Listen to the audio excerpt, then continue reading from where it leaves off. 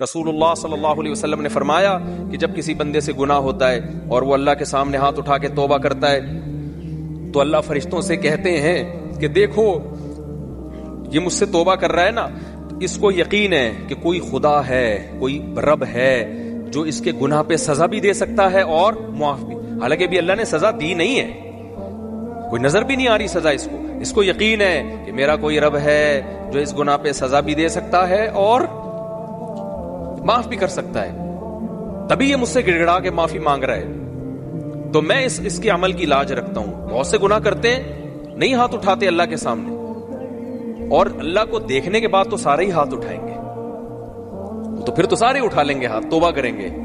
اللہ کہہ رہے دیکھا نہیں ہے اس نے، میری آیات پر ایمان لایا ہے، میری نشانیاں دیکھ کر، میرے پیغمبروں کی دعوت پر لبیک کہا ہے، تو اس عمل کی لاج رکھ کے میں اس کی توبہ کو قبول کروں گا. حدیث میں آتا ہے پھر وہ دوبارہ گناہ کرتا ہے، پھر دوبارہ اللہ کے سامنے آ کے معافی مانگتا ہے. اللہ کہتا ہے دوبارہ گناہ ہو گیا، پھر معافی مانگنا اس کی علامت ہے، اس کو یقین ہے کہ میرا کوئی رب ہے جو گناہوں پہ سزا بھی دے سکتا ہے اور جزا بھی دے سکتا ہے، معاف بھی کر سکتا ہے.